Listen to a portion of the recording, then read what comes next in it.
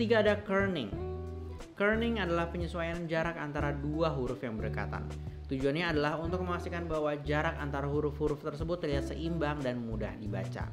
Misalnya jarak antara huruf A dan V mungkin perlu disesuaikan agar terlihat lebih serasi. Kerning yang baik akan membuat teks lebih enak dilihat dan lebih mudah dibaca. Sementara kerning yang buruk dapat menyebabkan kata-kata terlihat terpisah atau terlalu rapat. Yang keempat ada leading. Leading adalah jarak antara garis dasar dari dua baris teks yang berurutan.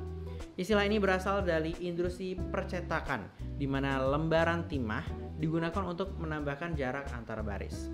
Leading yang tepat akan menciptakan ritme visual yang baik dan meningkatkan keterbacaan. Terlalu sedikit leading akan membuat teks terlihat lebih padat dan sulit dibaca. Sementara itu, terlalu banyak leading dapat membuat teks terlihat terpisah dan tidak terhubung. Yang kelima adalah alignment. Alignment mengacu pada cara teks disejajarkan dalam halaman atau suatu elemen desain. Opsi umum termasuk rata kiri, rata kanan, rata tengah, dan juga justify. Alignment dapat membantu menciptakan tampilan yang teratur dan juga rapi. Rata kiri adalah pilihan yang paling umum karena mudah dibaca. Sementara rata kanan atau rata tengah dapat digunakan untuk efek visual yang berbeda.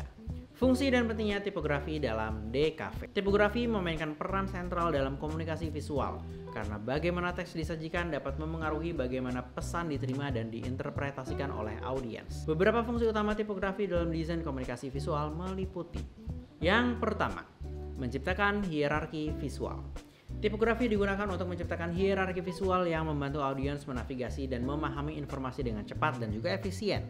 Dengan menggunakan ukuran font yang berbeda, berat, warna, dan posisi, desainer dapat menuntun mata pembaca dari elemen yang paling penting ke yang kurang penting.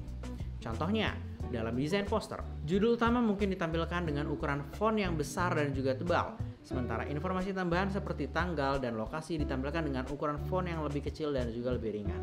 Yang kedua, meningkatkan keterbacaan. Tipografi yang baik harus memastikan bahwa teks mudah dibaca.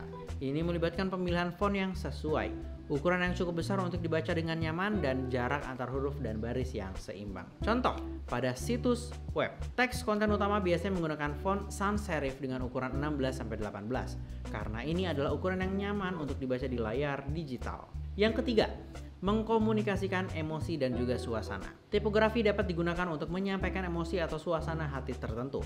Typeface yang dipilih bersama dengan penataan tipografi dapat memengaruhi persepsi audiens terhadap pesan yang disampaikan.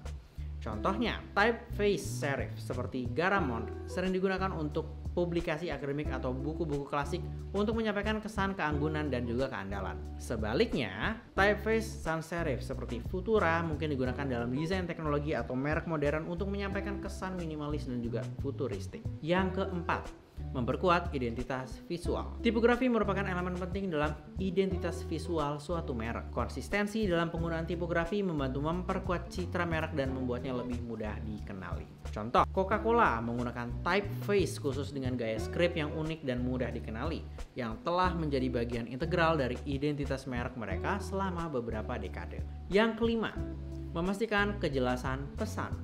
Pilihan tipografi harus mendukung pesan yang ingin disampaikan.